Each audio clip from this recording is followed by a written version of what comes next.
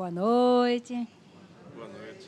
Que cada um sinta a presença do seu amigo espiritual, que sinta a presença dos amigos da casa, que saiba por que está aqui, por que veio para a casa de Maria Angélica, o que busca, o que quer, por que é espírita. Nesse momento que a gente chega um pouquinho antes da palestra, todos nós devemos fazer essas reflexões. Tem um livro chamado Na Seara do Bem, que mostra os bastidores espirituais de uma palestra pública. Todos nós devemos ler, para quando chegar numa casa, a gente saber o que está acontecendo nessa vibração, no nível espiritual, para que a gente aproveite da melhor forma possível. É o momento que os nossos mentores, os mentores da casa, estão querendo muito nos ajudar, se debruçando sobre nós, nos conhecendo profundamente, mas apostando em cada um, querendo ajudar a cada um para que cada um de nós se torne uma pessoa melhor. E o tema hoje é muito legal, muito bom. É sobre assassínio, no capítulo 6º do Livro dos Espíritos, das perguntas 746 a 751. É incrível como Allan Kardec faz tantas perguntas de assuntos que parece que, obviamente, já estão respondidos e resolvidos. Mas, mesmo assim, ele consegue fazer perguntas porque, dentro do pilar da doutrina espírita, da filosofia, é isto que a gente deve estar sempre fazendo, né? Se questionando, se perguntando. Porque esse questionamento, essas perguntas, ela também tem que ter um bom senso, porque senão ou a gente se abstrai das perguntas, das dúvidas, se transformando em fé cega, ninguém raciocina, apenas segue, ou também a gente vai lá para o outro lado da coisa ser exacerbada, a exacerbação da dúvida, dos questionamentos, que fica só questionando por quê, naquela fase infantil, mas que não raciocina as respostas, porque é no perguntar e no perceber a resposta e no refletir que a gente vai construindo a nossa fé, que deve ser raciocinada. A fé raciocinada é essa visão que a gente vai adquirindo com a nossa maturidade. Agora, tudo isso é um processo de esforço, porque o Kardec, a primeira pergunta, a 746, ele pergunta assim: o assassino é um crime aos olhos de Deus? Aí os Espíritos respondem assim, sim, um grande crime, pois aquele que tira a vida ao seu semelhante corta uma existência de expiação ou de missão. Aí é que está o mal. Pronto. Para uma pessoa com a visão curta, com uma visão materialista, para uma pessoa com sentimento vingativo, para uma pessoa com sentimento de não questionar, de não ter uma fé raciocinada, essa pergunta bastaria. Olha só, é errado? Então vamos a caçar o assassino para trucidar o assassino, porque ele está completamente contra as leis de Deus, ele é um infiel, vamos correr atrás dele e vamos eliminar tudo quanto é assassino da Terra. Mas a doutrina espírita está trazendo para a gente o quê? Essa visão de futuro, essa visão espiritual, essa visão da continuidade. Lembra da mulher adúltera, quando foram perguntar para Jesus? Estava na lei, era legal apedrejar a mulher adúltera. Estava dentro de uma legalidade, de uma convenção de uma sociedade. Quando levaram para Jesus, é errado? É muito errado. E agora? Aí o que ele fala? O que está na lei? Apedrejar. Vamos apedrejar? Ele, ok, vamos apedrejar. Mas atire a primeira pedra quem nunca errou. Aí Jesus está trazendo a visão de futuro, a visão espiritual, de continuidade, partindo de uma coisa completamente dentro da lei errada. Então, veja que o Kardec, depois dessa pergunta, ele faz mais outros tantos. E aí ele fala assim, bom, Mas e o assassino? Tem sempre o mesmo grau de culpabilidade? Então, aí agora já tem uma visão do espírito, dos atenuantes e dos agravantes. E com isso, a gente tem que aprender, com essas perguntas, a gente tem que aprender na nossa convivência familiar, dos amigos, dos inimigos, da sociedade, da política, aonde quer que a gente vá, toda vez que a gente quer construir, estruturar uma ideia, um pensamento, se a gente entender essas 6 perguntas aqui, a gente vai conseguir sempre estruturar o pensamento com visão de futuro e, com isso, a gente vai errar muito menos ou talvez nada quando a gente for fazer as nossas escolhas e as nossas decisões. E aí ele pergunta, mas ele tem sempre o mesmo grau de culpabilidade? Aí os espíritos dizem, como já dissemos, que isso também, vira e mexe, já tem umas perguntas lá para trás e outras tantas lá para frente, que o Kardec vai fazendo com o mesmo teor, e os espíritos, quando falam assim, olha, como já dissemos, já falamos isso antes, porque ele vai fazendo, às vezes, a mesma pergunta com enfoques diferentes. Então, os espíritos dizem, como já dissemos, Deus é justo e julga mais a intenção do que o fato. Se a gente compreender só essa resposta vai fazer com que a gente aprenda muito. Se a gente chegar em casa, dentro da nossa família, a partir de hoje, e a gente julgar mais a intenção do que o fato, dentro de casa, não vai ter mais nenhum crime dentro de casa. Porque aqui ele está falando desse assassinato que mata o corpo. Mas quantos assassinatos nós vamos matando aos pouquinhos os nossos relacionamentos? Né? Quantos relacionamentos familiares, de amigos, familiares entre o casal, entre o casal e os filhos, entre os filhos, primos, tios, vizinhos, na profissão, no trabalho, seja lá onde for, relacionamento. Né? Quantos começam super bem, legal, maravilha, aí depois de um certo tempo, fala assim, não deu certo. E acabou, tudo acabou. Esse tudo acabou são tantos acúmulos desses pequenos assassinatos que vão acontecendo no dia a dia, vão tendo tantas pequenas mortes, a gente vai se matando e matando tantas coisinhas que chega uma hora que ninguém aguenta mais ninguém. Só pelo fato de julgar mais a intenção do que o fato, com certeza a gente vai ter uma visão diferente das pessoas que estão nos cercando.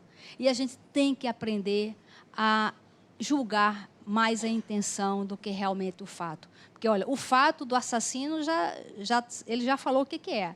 Agora, e a intenção? Aí outra pergunta. Deus desculpa o assassino em caso de legítima defesa? Essa pergunta talvez ele nem pudesse fazer, porque uma vez que os espíritos já tinham falado para ele que é crime total, né? Então, ok, mas e daqui para frente? Olha a visão de futuro, visão de progresso espiritual. E aí ele pergunta, Deus desculpa o assassino em caso de legítima defesa? Os espíritos respondem, só a necessidade pode desculpá-lo. A necessidade é justamente a intenção. O que está por trás daquilo ali? A verdade. Lembra que Jesus falou? Conhecereis a verdade e a verdade vos libertará? E a gente tem que aprender a viver essa verdade em nós. Aí a gente precisa saber responder as nossas questões. Né? Por que eu sou espírita, por exemplo? O que eu venho buscar aqui na casa da irmã Maria Angélica? Ou eu estou querendo barganhar com Maria Angélica? Maria Angélica, hoje chovendo, eu venho aqui, vê se dá um jeito lá em casa, porque foi sacrifício chegar aqui. Né? Ou continua barganhando, ou a gente quer realmente progredir.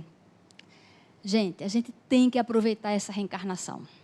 A gente tem que aproveitar essa riqueza que a gente tem da doutrina espírita. Remédio, livro... é remédio. A livraria aqui devia ser farmácia, o nome. Porque cada livro desse é um remédio. Não tem um assunto, um assunto que você esteja com problema e que você não encontre a solução certeira na doutrina espírita. Às vezes se fala assim, filho não vem com manual, a gente reencarna, mas ninguém vem com manual. Vem sim, a gente é que não sabe ler. Quem é que lê manual aqui de alguma coisa? A gente compra uma geladeira, ninguém lê manual, depois ela dá problema e a gente não sabe o que aconteceu. Não é não? Nós não temos o hábito de ler manuais. A gente não lê. A vida tem manual sim. Filho vem com manual sim. É só estudar.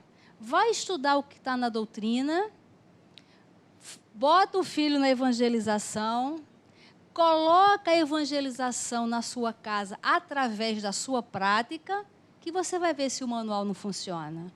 A vida tem manual sim. Sabe por quê? Porque Deus quer muito que tudo dê certo. E para tudo dar certo, Ele dá tudo mastigadinho. Ele dá tão mastigadinho que Ele botou tudo aonde? Na consciência. Para ninguém não precisar nem ir em livraria. Está tudo na consciência. Só que a gente não pensa, a gente não quer pensar, a gente só quer falar. É daqui para fora. A gente não fala para dentro. A gente tinha que falar daqui para dentro. Para falar, ficar escutando, né? E depois, sim, com calma, agir. Então, nós precisamos aproveitar essa reencarnação. Porque já pensou na próxima? Será que a gente vai ter contato com a doutrina espírita? Porque quando a gente tem uma coisa muito, muito, muito boa, que a gente não dá valor, o que acontece? Se tira. Como castigo? Não. Você dá um brinquedo para uma criança. O brinquedo é caro.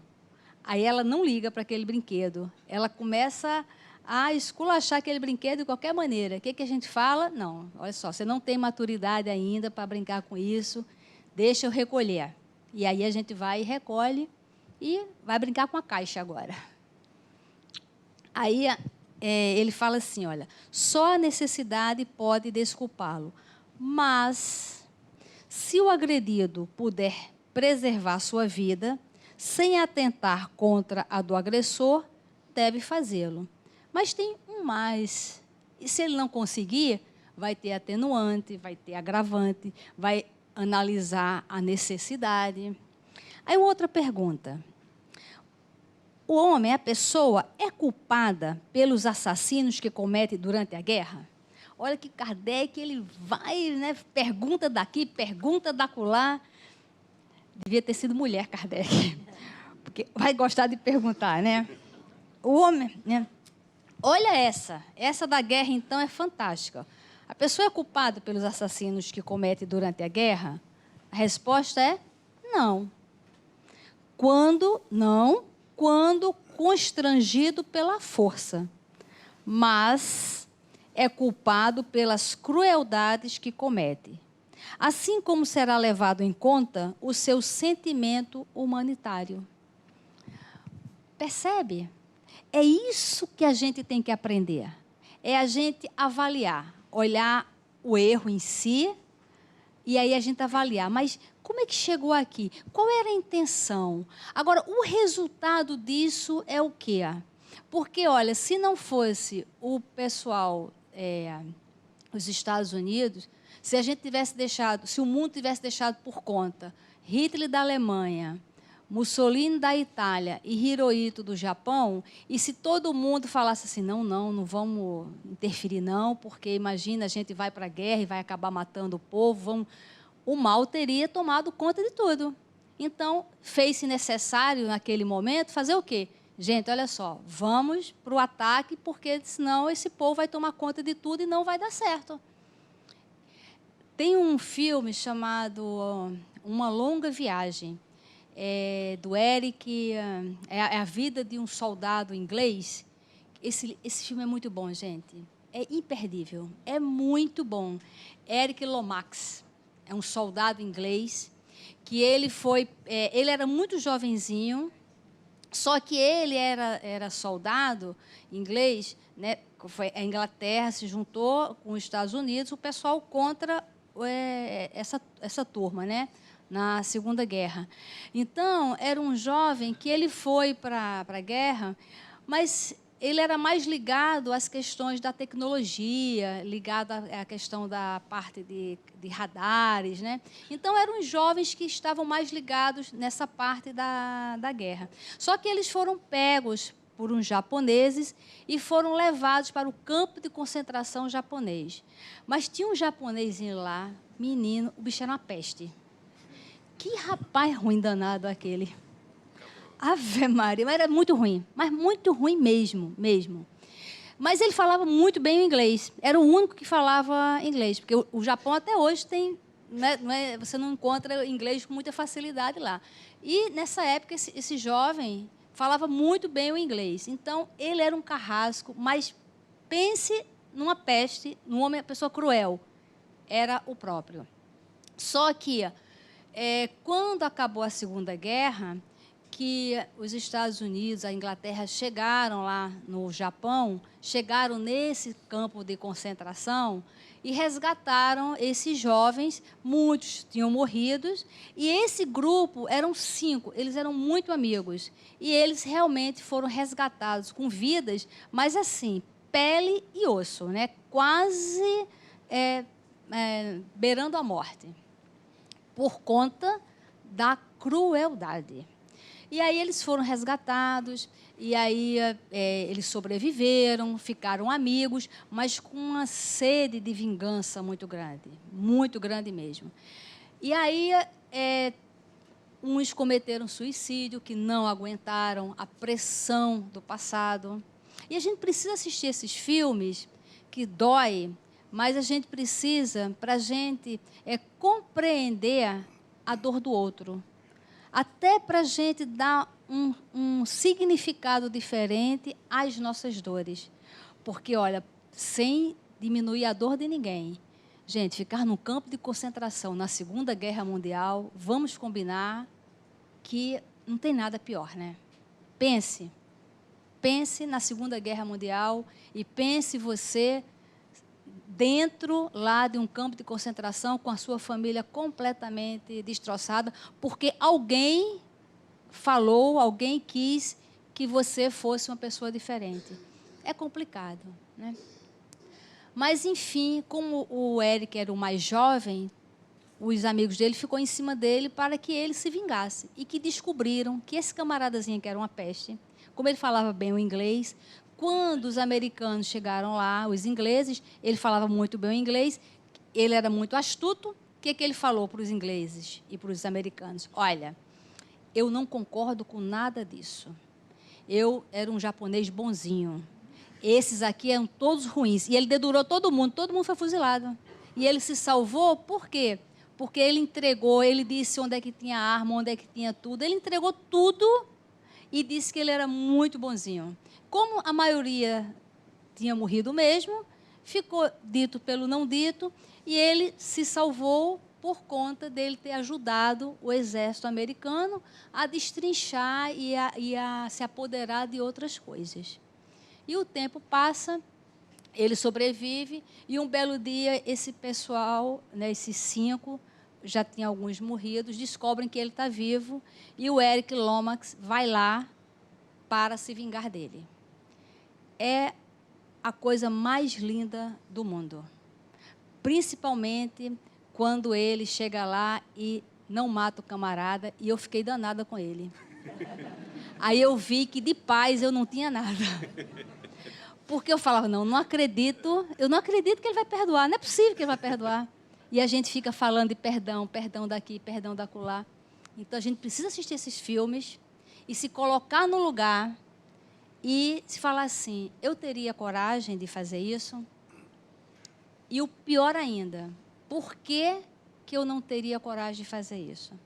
Por que eu não estou aplaudindo o ato de perdão dele? Por quê? E aí, gente, a gente tem que voltar para a casa espírita, estudar, trabalhar e, acima de tudo, refletir muito e colocar metas na vida, metas de compreensão. Porque a gente bota meta para comprar apartamento, para emagrecer, para viajar, para fazer botox, plástica. A gente tem que botar metas de virtudes. E tem que correr atrás. Tem que começar a ver na agenda quem é que a gente pode começar com um perdãozinho pequenininho. E a gente precisa, para a gente aproveitar essa reencarnação. Então, assista o filme e depois pegue o nome do Eric e do outro cara, o japonês, que eu não me lembro o nome. Primeiro assista o filme. Depois, quando acabar o filme, você vai para a internet e coloca o nome dos dois, para você ver o diálogo dos dois mesmo, sem ser o personagem, os dois que se tornaram grandes amigos. E, olha, só Deus mesmo. Incrível. Aí a gente fala que é impossível. Não é impossível. Agora, é questão de vontade. É questão de vontade e querer ser feliz. É porque nós não queremos ser felizes ainda. Só por isso. A gente só sofre porque a gente não quer ser feliz. Aí ele diz... qual é o mais condenável aos olhos de Deus? O parricídio ou o infanticídio? Qual o pior? É tão interessante isso. A resposta é assim: ambos o são igualmente, porque todo crime é crime. E a gente tem que ver isso, entender isso, porque senão a gente começa a tomar partidos de determinadas coisas e a gente começa a errar com nomes, só muda de nome. Sabe, quando as pessoas dizem assim, eu não suporto tourada, mas quando tem eu assisto só para ver o touro pegar o toureiro. É a mesma coisa, só muda de time. Só muda de time. A essência é a mesma. Um torce por um time e o outro torce por outro. E aí vamos ver quem é que vai matar primeiro. Mas a essência mesmo é exatamente a mesma coisa. E nós temos que, cada um tem que responder para si, se no dia a dia não age assim com relação a tudo. A gente só muda o time, só muda o lado, mas a essência é exatamente a mesma coisa. Então, quando a gente falar assim para alguém que está errado, a gente tem que ver se realmente a gente não faz aquilo numa outra alegoria, num outro horário, num outra... Né? É aquela situação que o camarada corta o sinal, fura o sinal, passa, o guarda apita, aí o cara para, o guarda chega e fala, o senhor não sabe que está errado? Sei, sim, senhor. O senhor não furou o sinal? Furei, sim, senhor. Tem certeza que está errado? Tenho, sim, senhor. E por que você fez? Porque eu não vi o senhor, seu guarda. E, às vezes, a gente fica errando porque a gente não vê o guarda. Não precisa mais ter guarda. Quem é cristão, quem estuda a doutrina espírita, não pode mais ficar procurando guarda. O guarda tem que ser eu, mas o guarda tem que ser eu em mim, eu dentro de mim mesma, eu comigo. Eu não posso ser o guarda dela, que é mais fácil, mas a gente tem que ser o nosso guarda. Aí ele fala, e como se explica que entre alguns povos, já adiantados sob o ponto de vista intelectual, o infanticídio seja um costume consagrado pela legislação? A resposta: o desenvolvimento intelectual não implica a necessidade do bem. O espírito, superior à inteligência, também pode ser mau. É aquele que muito tem vivido sem se melhorar, apenas sabe. E aí, cada pergunta dessa, cada resposta dessa, cada um de nós tem que fazer uma reflexão. Como é que eu sou aqui, nessa resposta aqui? Eu sou uma pessoa inteligente? O que eu sei? Eu só sei? Ou o que eu sei eu consigo aplicar? E se eu consigo aplicar, onde que eu consigo aplicar? Em que circunstâncias eu consigo aplicar? Com que frequência eu consigo aplicar? Porque quando a gente vem para a casa espírita, é um treinamento que a gente faz. E a gente precisa desse treinamento. Uma vez, o Divaldo fala que as pessoas reclamaram muito que a Joana de Ângeles tem um palavrório difícil, que é difícil ler o livro dela, que é difícil estudar essas perguntas do Livro dos Espíritos, que é um português complicado, que o português do André Luiz também é complicado. E a Joana mandou um recado: olha, ninguém precisa ir para a casa espírita, ninguém precisa estudar, ninguém precisa fazer evangelho no lar, ninguém precisa trabalhar, ninguém precisa fazer nada, basta amar. Ah, mas amar é difícil. Então tem que fazer evangelho no lar, vir para a casa espírita, tem que estudar, porque isto é desenvolver o raciocínio. Isto é vivenciar a disciplina que antecede o hábito. Então, quando a gente vem... Agora, para a gente vir só substituindo, vir só por conta da religiosidade, né?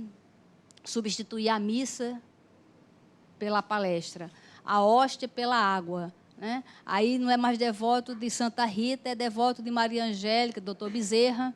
Então, a gente vai só substituindo. Não, a gente tem que saber por que você é espírita. Se você tivesse que responder, o que você responderia? Escreve 23 linhas. Lá no abrigo, quando a gente vai, eu dou a evangelização para os jovens. E tudo que a gente fala, no final eu falo agora, vamos lá, redação em 23 linhas para saber se entendeu alguma coisa. Ah, tia, eu falei, porque eles respondem tudo rapidamente para a gente sumir da frente deles. Né? Não sei o quê, pá, responde. Agora, reflexão. Vamos lá, vamos responder. Porque na hora que a gente vai escrever, a gente não sabe. Tenta só nessa última aqui, na 751, o desenvolvimento intelectual não implica a necessidade do bem. O espírito superior à inteligência, que é o nosso caso, também pode ser mau, que não é o nosso caso. É aquele que muito tem vivido sem se melhorar, apenas sabe. Só nisso aqui, faz uma reflexão nesse dia chuvoso. O que você já sabe no nível de conhecimento e o que você já tem deste conhecimento na sua consciência, que conscientemente você já faz porque você sabe sobre aquilo. Isso é que a gente realmente precisa fazer. Tem um filme que se chama O Lavador de Almas. É também uma história verídica. É maravilhoso também esse filme. Olha, um monte de filme para assistir esse final de semana. Esse O Lavador de Almas é sobre um camarada chamado Albert Pierre-Montt. Esse camarada, ele também é até ligado à Segunda Guerra Mundial, porque ele foi um carrasco da Inglaterra, quando a Inglaterra tinha pena de morte. E é muito interessante, porque ninguém sabia que ele era carrasco. Nem a esposa dele, nem os amigos dele sabiam. E ele tem um livro e fizeram o filme. O livro é muito melhor, mas tem o filme também que realmente vale a pena. Porque depois o livro dele foi, inclusive, um peso muito grande para quando a Inglaterra deixou de usar a pena de morte. Porque ele falou que, diante de tantas penas de morte, nunca nenhuma pena impediu que um outro crime acontecesse. Então, ele falou que não via necessidade nenhuma daquilo, uma vez que não impedia absolutamente nada. Não fazia nenhum bem para a sociedade, porque não impedia. Porque, se impedisse... eu sou agente voluntária lá agente religiosa lá do Talavera Bruce, né, aquele presídio feminino lá em Bangu. E a gente fala à luz da doutrina espírita. Né? Eu vou para lá para falar de doutrina espírita. Então, quando acontece assim de falar sobre os casos, que algumas falam sobre os casos, é interessante porque, às vezes, em filme, sempre nos filmes, os presidiários sempre dizem que foram presos porque o advogado fez errado, porque é mentira, porque foi engano. Os nossos alunos, nenhum dizem isso. Eles falam mesmo que assim, estou aqui porque eu fiz mesmo, entendeu? E é muito interessante isso. E uma vez, foi no verão do ano retrasado, que estava um calor, pensa em Bangu no verão, e falta muita água. Então, só tinha um copinho um copinho daquele de água mineral, era para passar o dia. Só tinha aquilo para cada um. E era temperatura ambiente, 60 graus, entendeu? Quase dá para fazer um chá, né? E estava se reclamando, nem assim, até para a gente mesmo, os visitantes, tudo, né, era complicado, porque não tinha mesmo. Né? E a gente não pode entrar com água, porque eles não saem, a gente é que entra. E a gente não poderia entrar com água. Então, gente, é muito, muito calor. E reclamando muito, aí eu falei, bom, vamos fazer então uma reflexão. Alguém aqui não sabia como era o sistema carcerário brasileiro?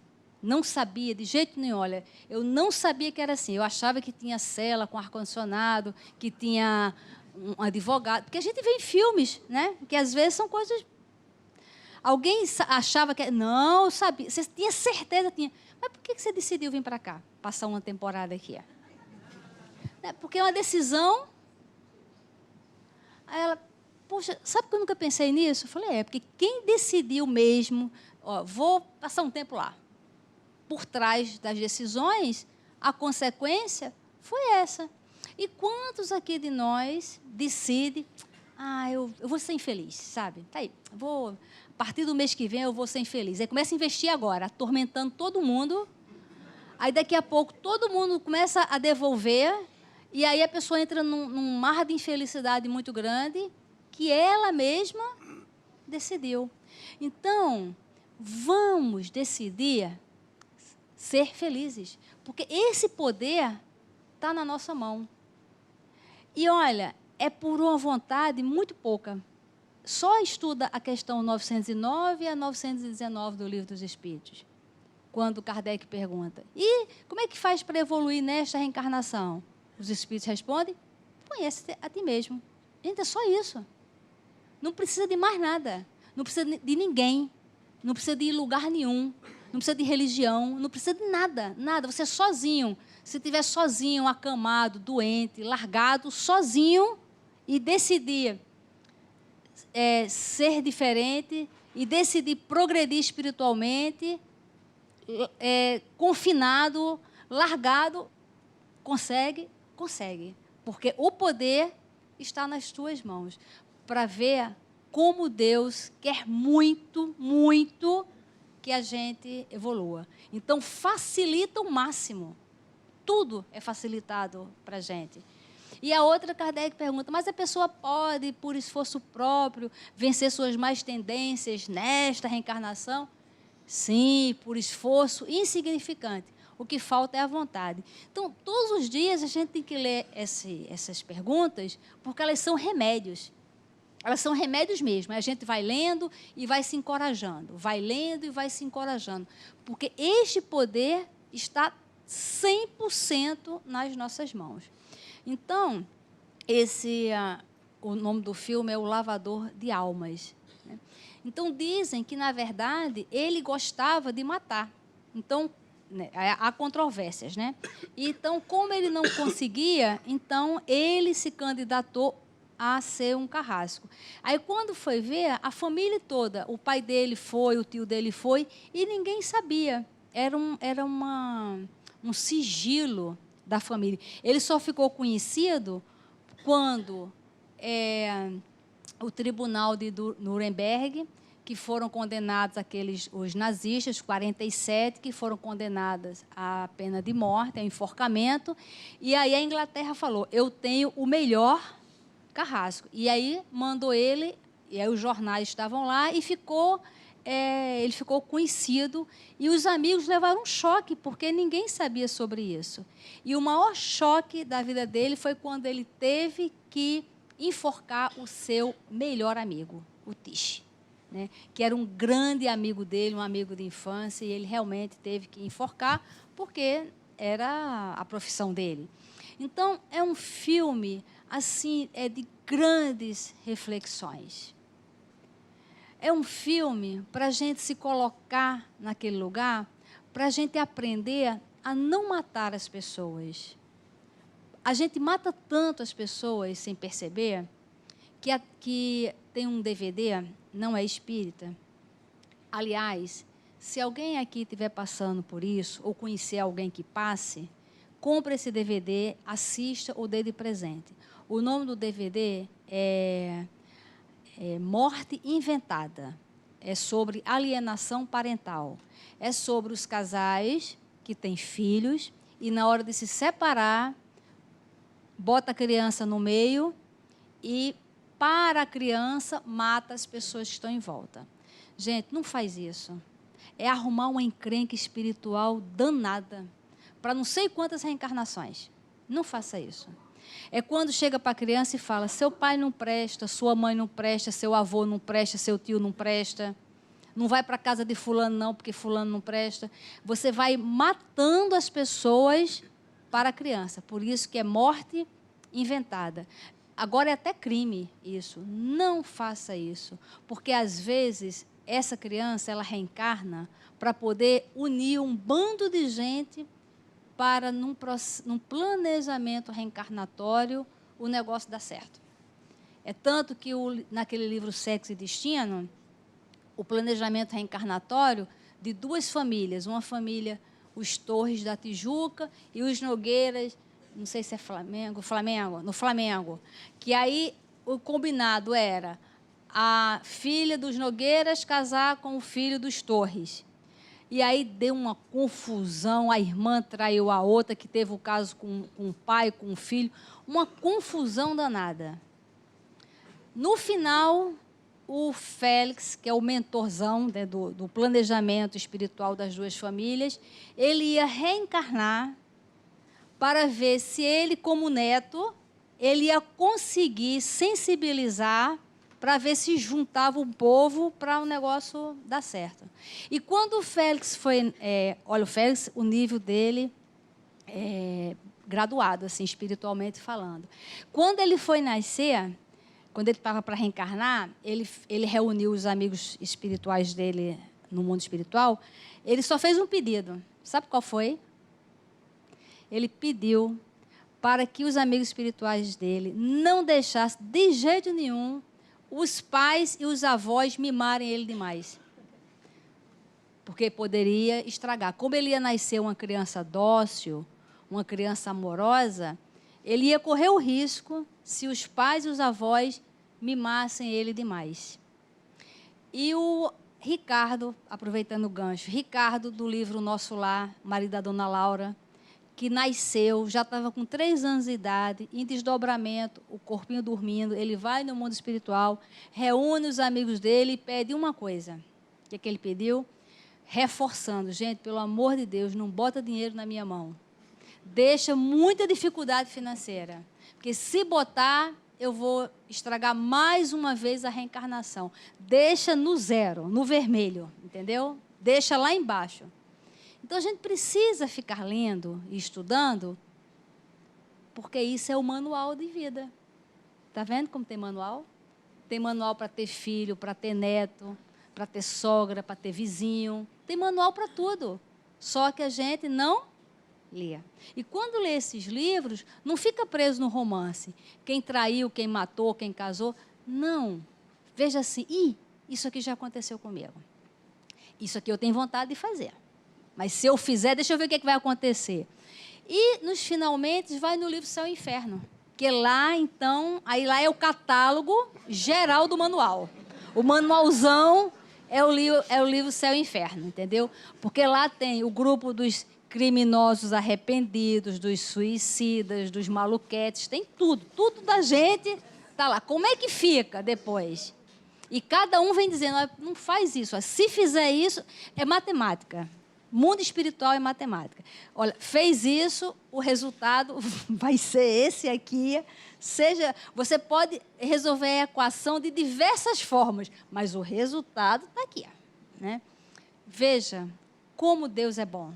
E como essa equipe espiritual ajuda, assim, quer demais, por demais, nos ajudar. Só depende da gente. Então, gente, vamos querer. Vamos fazer um pacto de felicidade conosco.